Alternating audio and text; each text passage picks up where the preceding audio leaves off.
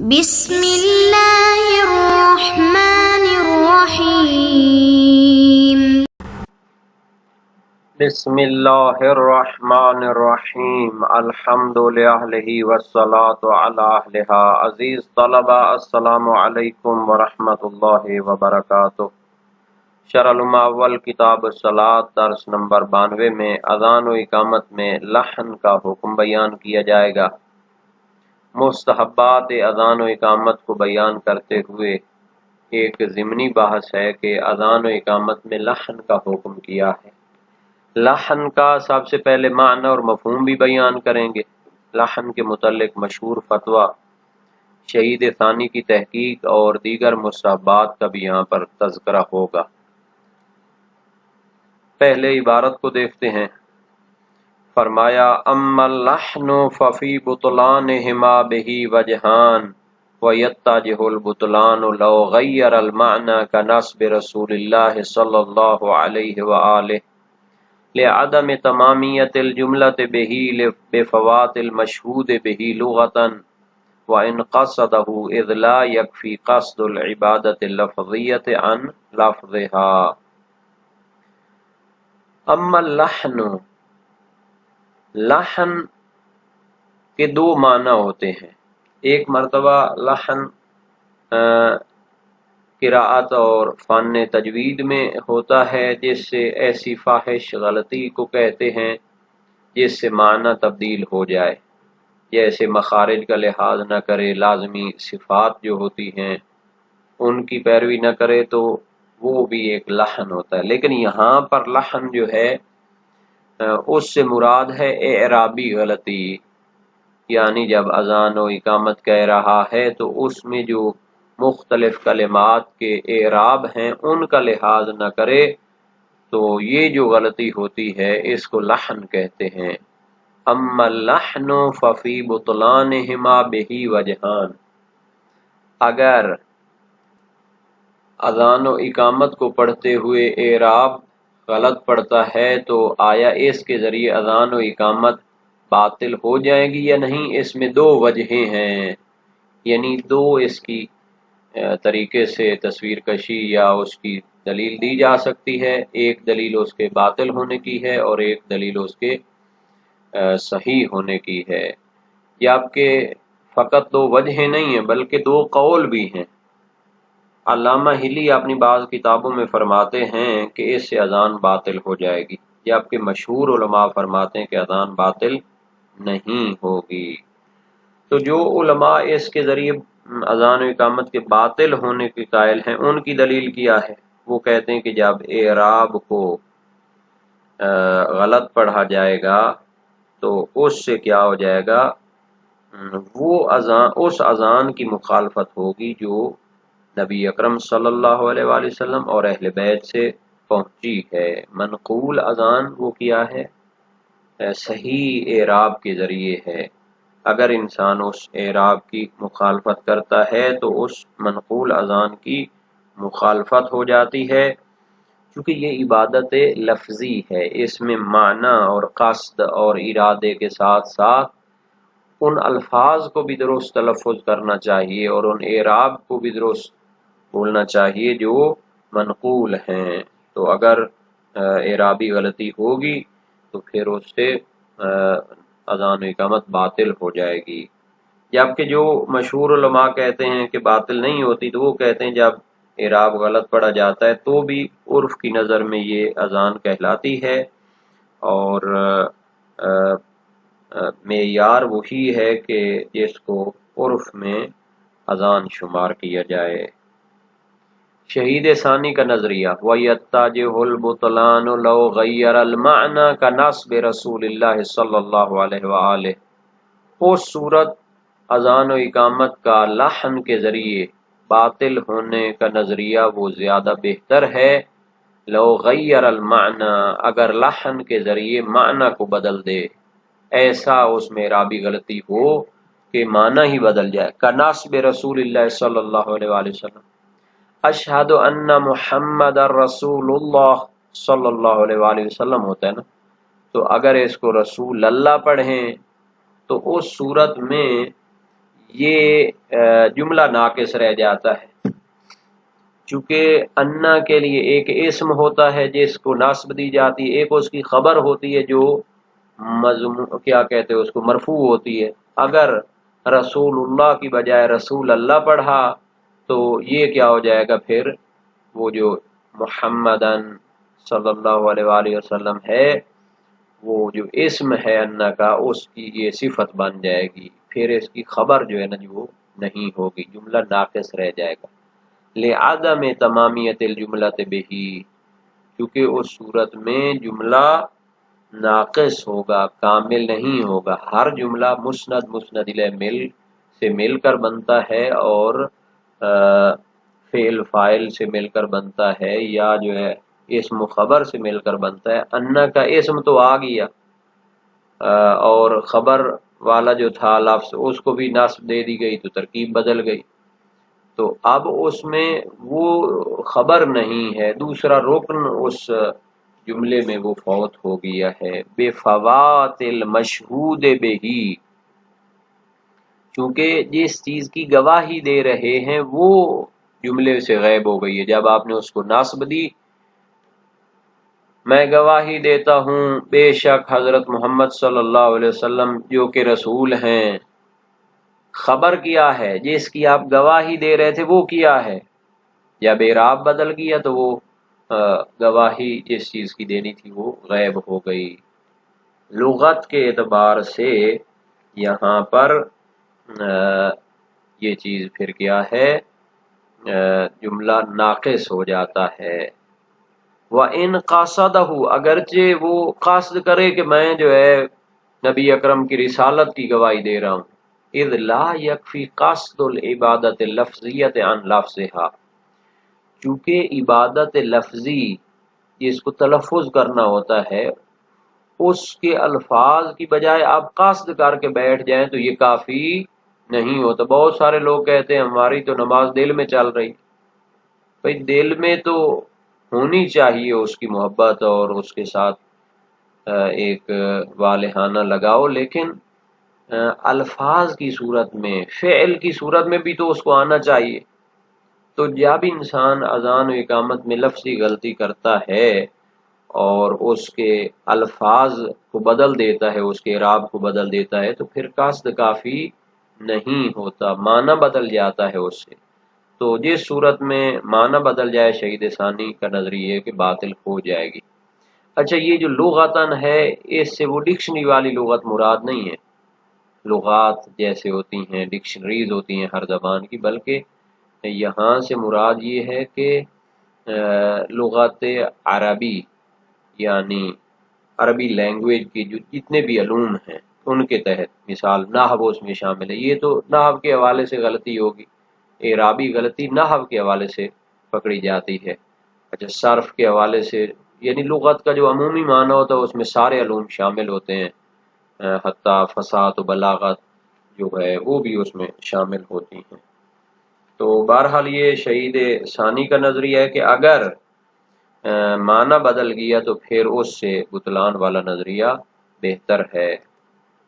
والمؤذن الراتب یاقف علی مرتفع، جو اذان دینے کے لیے معین کیا گیا ہے بندہ، وہ بلند جگہ پر کھڑا ہو، لیکون ابلغ فی رفع الصوت، تاکہ اس کی بلند آواز دور دور تک پہنچے، اور بہتر آواز، بہتر طریقے سے وہ اپنی آواز بلند کر کے پہنچا سکے۔ وَإِبْلَاغِهِ الْمُصَلِّينَ، اور نمازیوں تک وہ اپنی آواز کو پہنچا سکے۔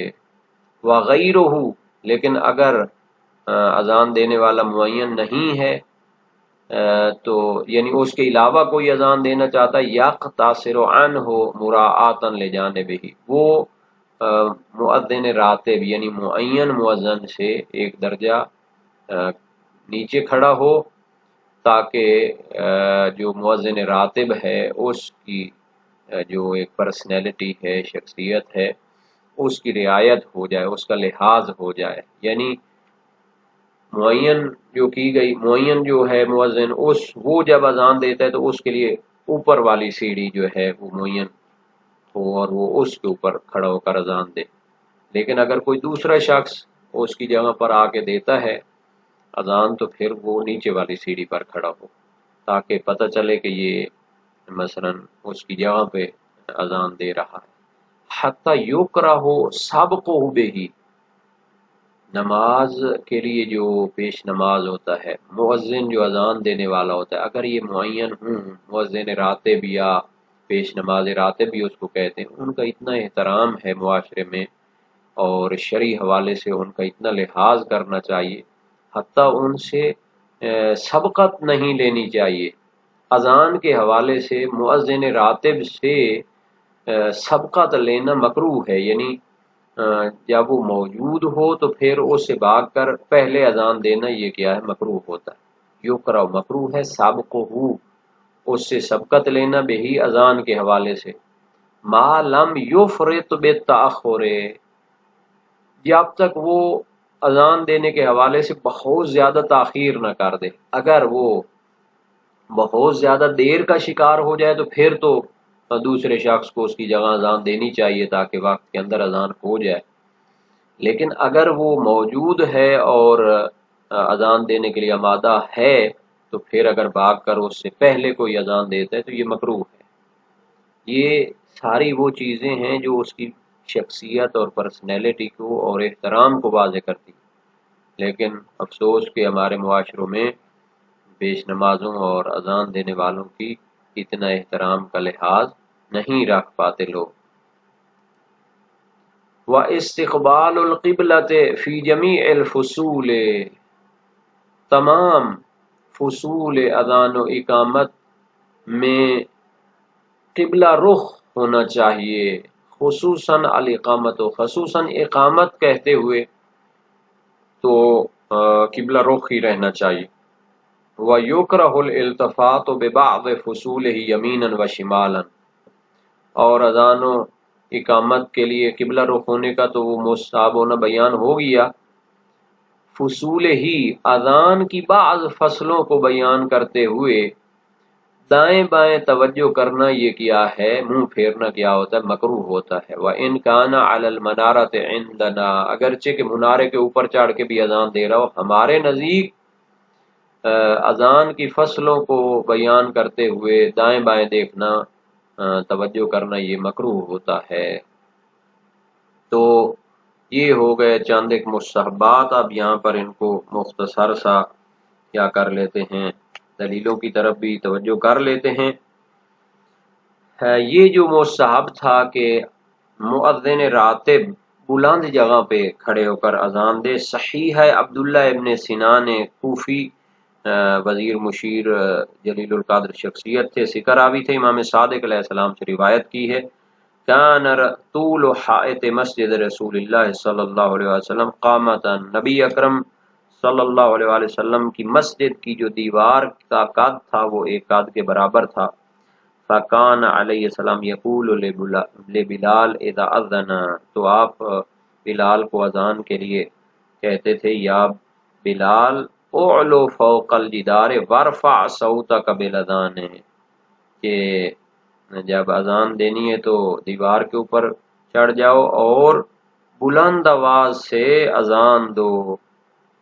بلکہ جو اذان کے لیے معین ہے شخص، اس کے لیے ایک اور بھی مستحب ہوتا ہے، مرسلہ فقی میں ہے کہ وہ قابل اعتماد اور عادل شخص ہو۔ امام علی علیہ السلام نے نقل کیا، قال رسول اللہ صلی اللہ علیہ وسلم یؤمکم اقرأکم ویؤذن لکم خیارکم، تمہیں وہ جماعت کرائے جو قراءت کے حوالے سے بہتر ہے اور اذان وہ دے تمہارے لیے جو تم میں سے بہتر ہے، یعنی عادل ہے۔ تو صحیح ہے عبداللہ ابن سنان جو تھی وہ باب نمبر 16 میں ہے، باب اذان و اقامت میں، اور یہ بھی اسی میں ہے۔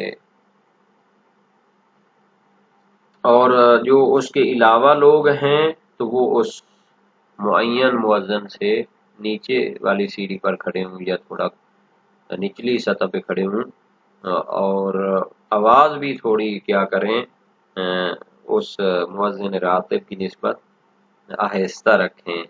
یہ آداب ہے، معاشرتی طور پر ایک ایسا پرسنالٹی دلانی ہے کہ جو دین کے کاموں کو سنبھالتے ہیں ان کا ایک احترام ہو، بے احترامی نہیں ہونی چاہیے۔ اب آ جاتے ہیں استقبال قبلہ کی دلیل کی طرف۔ اذان و اقامت میں استقبال قبلہ یعنی قبلہ رخ ہونا مستحب ہے۔ دائم الاسلام کی روایت ہے امام علی علیہ السلام سے، یستقبل المؤذن والقبلۃ فی الاذان والاقامہ، کہ مؤذن کو قبلہ رخ ہونا چاہیے اذان و اقامت میں۔ لیکن چونکہ دائم الاسلام یہ ان کی کتاب اسماعیلیوں کی، ظاہراً اسماعیلی فاطمیوں کی ہے، قاضی نعمان مصری تھا یہ، اور ابو حنیفہ اس کا لقب تھا، مصر میں ہوتا تھا۔ اس نے آگے ایک اور چیز بھی نقل کی ہوئی ہے کہ جب حی علی الصلاح حی علی الفلاح کہے تو حول یا حول وجہہ یمینا و شمالا، کہ وہ اپنا چہرہ دائیں بائیں گھما دے۔ تو یہ دائم الاسلام جلد 1 صفحہ 175 پہ ہے۔ تو یہ آخر میں جو جملہ ہے یہ اسماعیلیوں کی روایت میں ہے۔ سلیمان بن صالح کی روایت امام صادق علیہ السلام سے، وَلْيَتَمَكَّنْ فِي الْإِقَامَةِ كَمَا يَتَمَكَّنُ فِي الصَّلَاةِ فَإِنَّهُ إِذَا أَخَذَ فِي الْإِقَامَةِ فَهُوَ فِي الصَّلَاةِ، اقامت میں اسی طرح کھڑا ہونا چاہیے جس طرح نماز میں کھڑے ہوتے ہیں۔ جب اقامت شروع ہو جاتی ہے تو گویا نماز شروع ہو جاتی ہے۔ تو یہ آداب ہیں اقامت میں، تو خصوصاً قبلہ رخ ہونے کا لحاظ کرنا چاہیے۔ مسائل الشیعہ باب 13 ابواب اذان و اقامت میں ہے۔ یونس شیبانی کی روایت ہے امام صادق علیہ السلام سے، اذا اقمت الصلاۃ فاقم مترسلا فانک فی الصلاۃ، جب نماز کے لیے اقامت کہو تو سیدھے کھڑے ہو کہ گویا نماز میں کھڑے ہو۔ استقبال قبلہ اب نماز میں تو شرط ہوتا ہے، اس وجہ سے اقامت میں بھی اس کو بعض لوگ لے آتے ہیں۔ اسی لیے شیخ مفید سید مرتضیٰ اور ایک جماعت فقہا کی قائل ہے کہ اقامت میں قبلہ رخ ہونا واجب ہے۔ اچھا، اقامت خود مستحب ہے تو اس میں کیسے واجب آ گئی؟ اس کو وجوب شرطی کہتے ہیں، وجوب وضعی کہتے ہیں، یعنی شرط ہے۔ اگر صحیح اقامت دینی ہے تو قبلہ رخ رہنا پڑے گا۔ تو کچھ وجوب جو ہیں وہ وضعی اور شرطی ہوتے ہیں، تو اس کا بھی اس طرح معنی کرنا پڑے گا۔ اچھا، یہ نظریہ ضعیف ہے، چونکہ علی بن جعفر اریزی امام صادق علیہ السلام کے فرزند ہیں، اور اس کی کتاب المسائل یعنی توضیح المسائل کی طرح آج بھی موجود ہے۔ امام کاظم علیہ السلام سے اکثر روایات نقل کرتے ہیں، ان رجل یفتتح الاذان والاقامہ وهو علی غیر القبلہ، ایک شخص اذان و اقامت شروع کرتا ہے اور قبلہ رخ بھی نہیں ہے، ثم یستقبل القبلہ، پھر قبلہ رخ ہو جاتا ہے، قال لا بأس، اس میں کوئی حرج نہیں ہے۔ یعنی اگر شرط ہوتا تو مولا فرماتے کہ اصلاً اذان و اقامت بغیر قبلہ رخ کے شروع ہی نہیں ہو سکتی۔ تو یہ روایت باب 47 ابواب اذان و اقامت میں موجود ہے۔ خصوصاً اقامت میں تو قبلہ رخ ہونے کی تاکید ہے، کیونکہ شیخ صدوق علیہ الرحمہ نے مقنع ان کی کتاب فرمایا، لا باس ان تؤذن وانت علی غیر وضوء مستقبل القبلہ ومستدبرہا، بغیر وضو کے اذان ہو سکتی ہے قبلہ رخ ہوں یا نہ ہوں، لیکن فرمایا ولیکن اذا اقمت فعلی وضوء ومستقبل القبلہ، لیکن جب اقامت کہو تو وضو بھی ہونا چاہیے اور قبلہ رخ بھی ہونا چاہیے، کیونکہ نماز بعد میں بلا فاصلہ شروع ہو جاتی ہے، تو پھر اس لیے اس کا لحاظ نہایت تاکید ہے اس کی۔ ہمارے نزدیک بے شک منارے پہ ہو یا جو ہے نا جی کسی اور جگہ پر اذان کہے تو دائیں بائیں دیکھنا جو ہے نا جی مکروہ ہوتا ہے، جبکہ دوسرے بعض لوگوں کے ہاں جب منارے پہ ہو تو حیالات کو ادا کرتے ہوئے گردن کو گھمانا چاہیے، اور دائم الاسلام کی روایت جو نعمان مصری کی کتاب ہے وہ بھی اس میں کیا ہے یہ چیز پائی جاتی ہے، لیکن جناب علی خود جو مؤلف تھے وہ کیا تھے، اسماعیلی گروپ کے تھے، اور ظاہراً بہت ساری چیزیں وہ ان کے ساتھ بھی ملی جلی بیان کر دیتے ہیں۔